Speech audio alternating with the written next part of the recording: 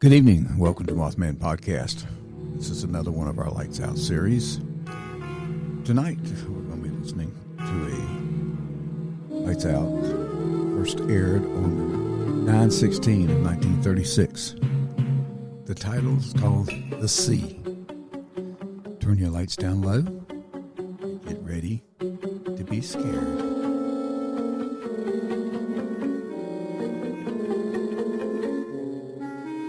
Lights out, everybody.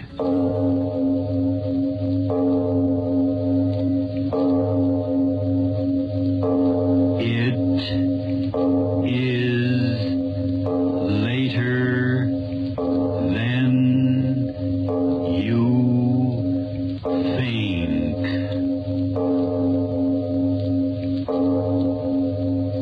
This is Arch Obler bringing you another in our series of stories of the unusual.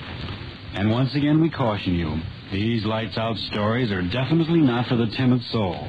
So we tell you calmly and very sincerely, if you frighten easily, turn off your radio now.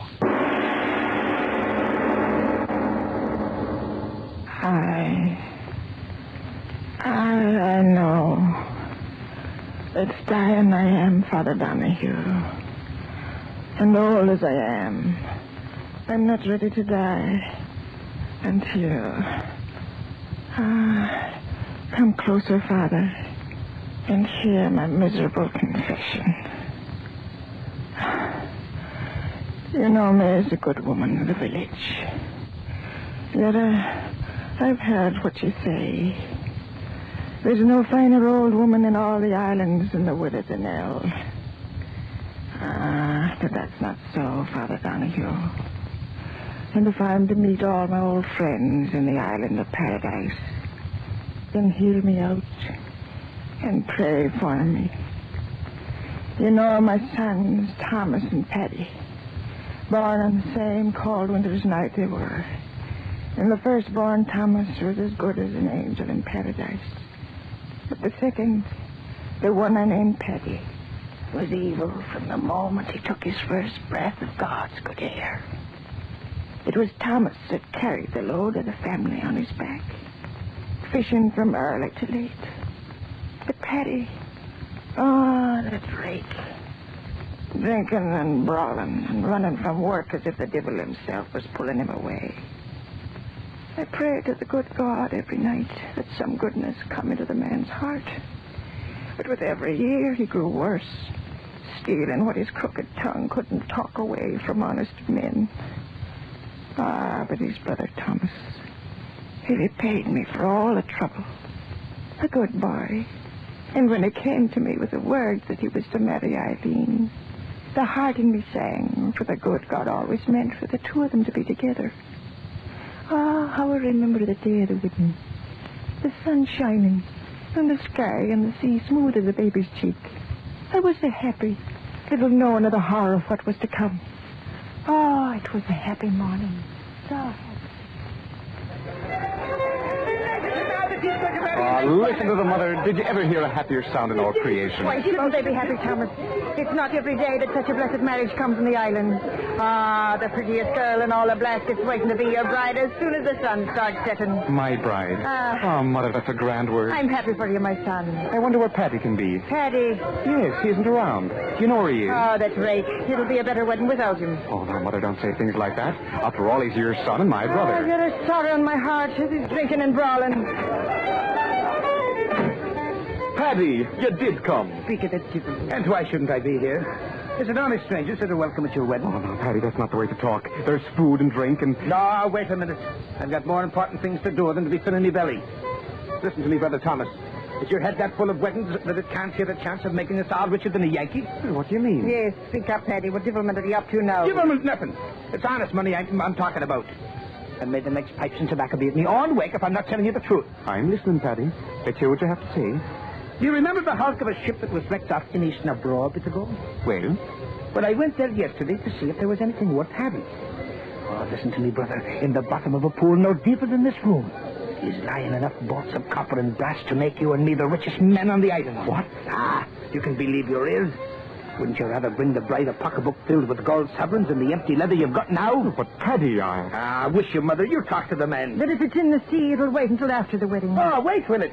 And with those Inish boats sailing all around the place, I tell you it's now or never. And may my soul to the devil if I'm not saying 2 words. Thomas, it would be nice to have a bit of money in the house. Yes? Well, then what are you waiting for? You've got a boat big enough to handle the stuff, and I'll be there to help you. And in 3 hours, you can be back here dancing. Oh, it's Eileen. Let her have the word. Whether you stay or go. Stay or go where, Mother Donahue? What's going on, Thomas? Well, you see, Eileen... You're the day short. Let me say it. Eileen, there's a fortune in brass and copper bolts waiting for us in water no deeper than a man's neck, over off Innisnabro. And Tommy here thinks you'd be fool enough to say no to his going. But must he go now? The sea doesn't wait. He'd be back in 3 hours, Eileen. I just think, Eileen, you'd have it just for every day of the week. Thomas, do you want to go? We could build a new house with the money. Mother Donahue, do you think Thomas should go now? I mean, with all them out there? Well, we're so poor, and Thomas, young as he is, so worn and weary from work. Maybe this is God's blessing, a gift from heaven for putting our faith in him who watches over all of us. God's blessing is right. £100. And we'll be the kings of the island. Come on now. We can take the side path down the cliff. Wait, brother. Eileen, is it your wish? I'd be a poor wife to you, Thomas, if I stood in your way of making a living before our marriage. My darling. There'll be time enough for that now when we get back. Come on, Thomas. Let's get out of here. Hurry back to me, my dearest. The sea will take me to our good fortune, and the sea will bring me back. Out this way, Thomas. Come on, hurry up. Yeah, I'm coming. Until the wedding, darling. God go with you. Thomas! Yes.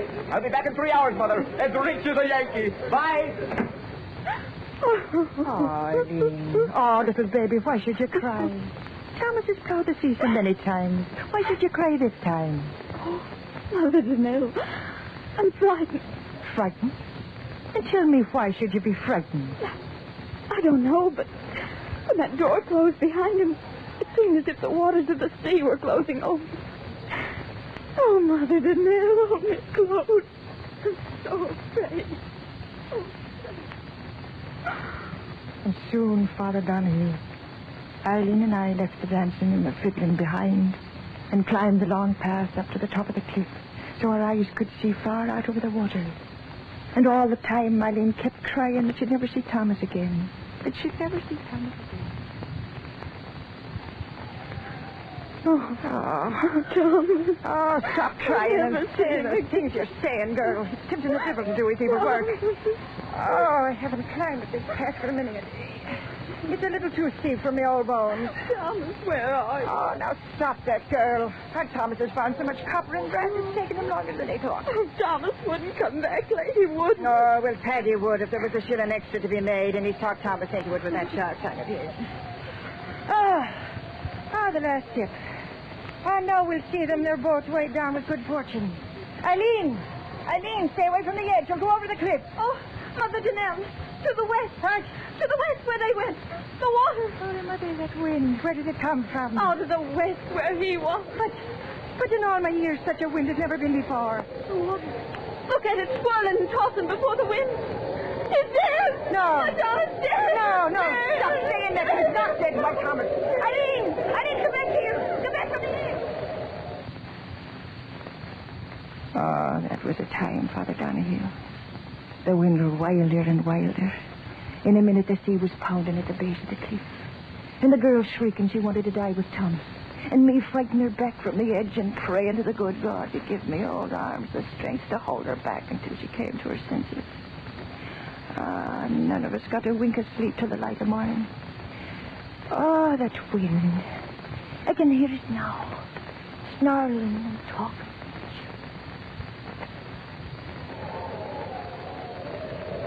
Widow Donahue! A boat. Your son to the west. Why, my son? Aye, come on. Dead? No, the boat's coming and there's living hands on the oars. Come Oh, on. to the Scotterman, he's a thank you for the mercy. Mother Donahue, I heard someone say. Oh, Mother Donahue, on your knees. Eileen, the merciful God has brought them back. Come Oh, on, quick. They're trying to get into land. Hurry now. oh, Mother Donahue, quickly. No, wait, child, your shawl. Your shawl's there. Now give me your arm. Oh, my old Hurry, leg trembles, so I hurry. can hardly walk. Yes, lean on me. Oh,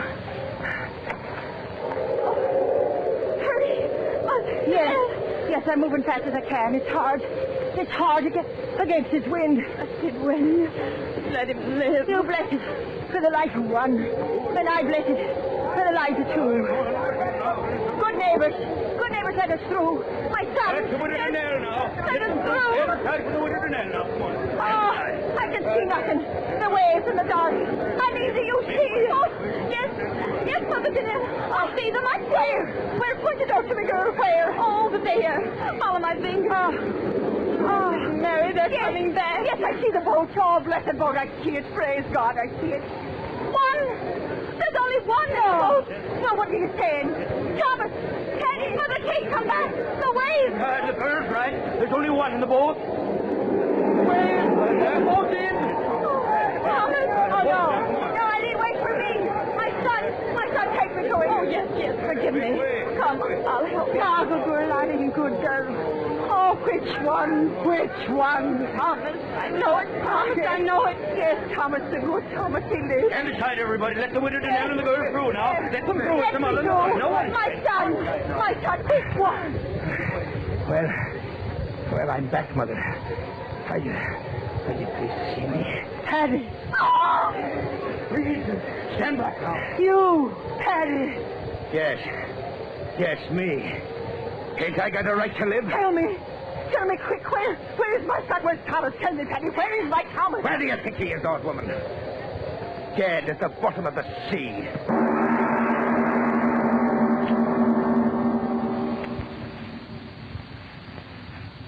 Aye, Father Donahue. That was what he told me. My good Thomas was dead at the bottom of the sea. Dead. The good Thomas dead, and Patti the evil one, alive. Oh, it wasn't right, Father. And in the days and nights that followed, I cried to God, why did you do it? Why? Why did the sea take my dear Thomas from the boat and leave Patti? Was there no reward on earth for goodness and sweetness of soul? And in the seventh night of my sorrow, there came an answer. I was lying on my bed. Outside, the sea was singing and whispering. My window was open, and I could hear the sea talking as I lay there crying. Crying from a long time. I did.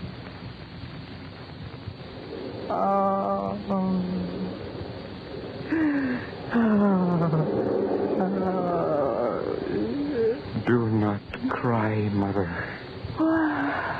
Mother. I heard a voice. You heard me, Mother. Thomas's voice. Oh, no. No, it's some wildness in my weary head. Mother, I am so weary. You must listen. Oh, dearest God. Why do you do this to me? My son is dead. Dead in the sea. Why do you bring me the memory of his voice? Mother, believe me. If I could only see you, I would believe. Oh, no. The horror the sea made of me. Wind and wave and grinding rock against my flesh. Oh, I wouldn't care, my son. Just let me see that it is you, and not my own voice speaking in my head. Oh, Mother, you don't know what you ask. But if there is no other way, close your eyes until I give you a word to open them. I've closed them. Now open, Mother, and have no fear. I beg you. Oh. This was Thomas. Oh, no. Mother, why did he murder me? Murder? The sea was calm. We reached the pool where he said the copper and the brass lay. I stripped off my clothes and dove under. Oh. And when I tried to come up for another breath of air, oh, Mother, he wouldn't let me do it. Oh, no. With his hand, he held me under. My hands, they tore at his arm. But he held me down until at last I screamed for mercy, and the water filled my mouth, my lungs, and killed me. My own brother killed me, and that is why I tore myself out of the sea. I want to know why he did it, Mother. Why? I cannot rest in peace until I know and understand. You tell me. Oh, speak, Mother. What gain could come to him for such a horror? I do not know. Oh, believe me, my son, I do not know. Then I must go back. I cannot stand this pain. Oh, my good Thomas. Look at this, what was Thomas Donnell's face, Mother. Look at it and give me your oath you will not tell my Eileen or my brother of this night. Oh, but Your oath, Mother. They must not know. You hear me? They must not know. I swear, Thomas. Oh, merciful one, this pain. I go, Mother. Where? Back to the sea. Oh, and will we ever meet again, my son? Yes. The day I find out why he made me drown, I will return, Mother. I will return. Thomas, my son, come back. Oh, my son. My son. But he was gone, Father Donahue. Gone back to his nameless grave at sea. Then it happened. Paddy talked his way into the good graces of the girl. Simple little Eileen. What did she know of the evil of men? That devil Paddy and my good Thomas's Eileen. It took the life out of me and made me long for the quiet of my grave. And then came the day of the wedding. Again the fiddler was playing. Again the good people of the islands were happy. I alone was sad, weeping the twilight.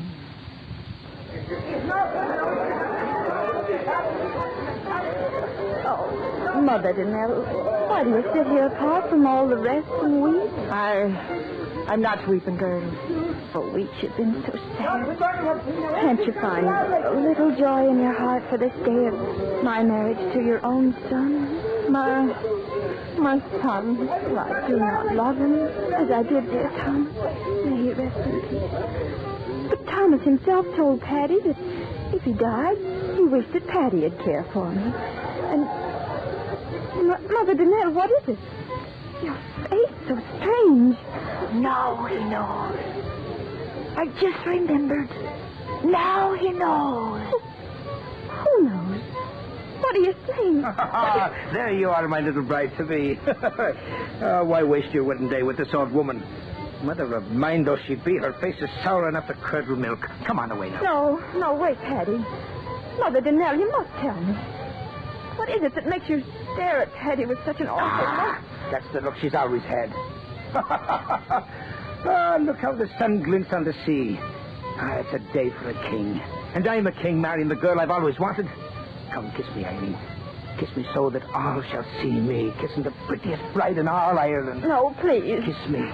Let the sky and the sea... Mother Donnell. What did you make that sound for, old woman? What's going on around here? No, who takes it? Now then, speak up, Mother. Why did you shriek like that? The sea. What of the sea? What are you pointing your bony finger at out there? What are you... Look, at the water's edge. Say, what is... Something's coming out of the sea. Look. Yes, something's coming out. Yes, that's right. I see it now. It's a seal, that's what it is, a seal. Where's the clever... It's not a sea. Huh? It's a man. Look, man. Bones. Just bones. Let's get out of here. Eileen, do not look. Do not look. Oh, blessed Mary, she's fainted. She will not see. What is it? I can't move. I cannot move. No, you cannot move, my brother. You cannot move. That voice. Bones and little flesh, and yet you know the voice. Thomas, your brother Thomas, come back again. No. Because now he knows. No. Now he knows. No. Knows what? Why you murdered me. Your flesh and blood. I heard it from your own lips. You wanted my Eileen always. That's why you did it. Your clever tongue can no longer save you, brother of mine. I have come a painful way to get you. No, you won't get me, dead thing. No, I'll get away. I'll run.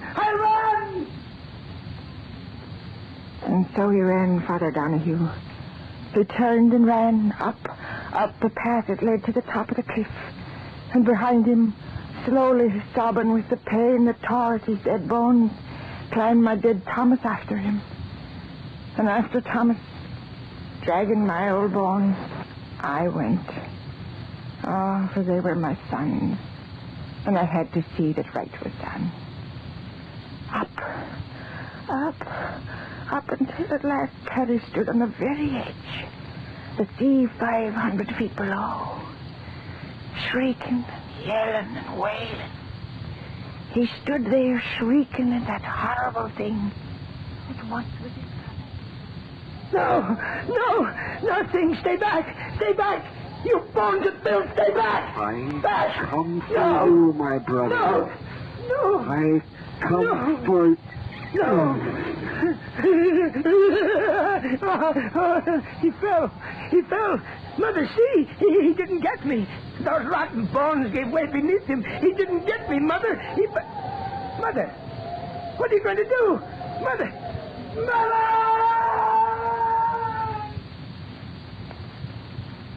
Over the cliff Patti went, turning and twisting, and into the sea where the water covered him over. When the others of the village came up there at last, I told them that the old bones of Thomas had done it, had clutched Patti close to and thrust him over. Oh, Father Donahue, listen. It was I that gave that final push that sent the evil son of mine to his death. Thomas tried and failed before he had his last measure of revenge. So I did it, Father. I gave Patti the new life, and I gave him death.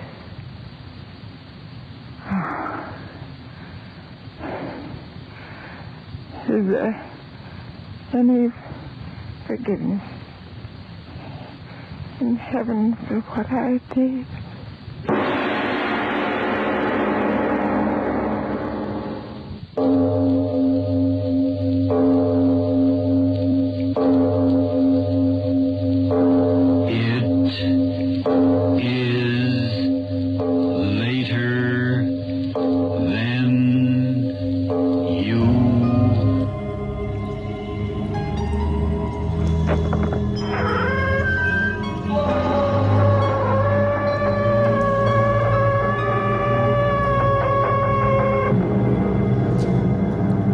Good night from Mothman Podcast. We hope you enjoyed tonight's episode.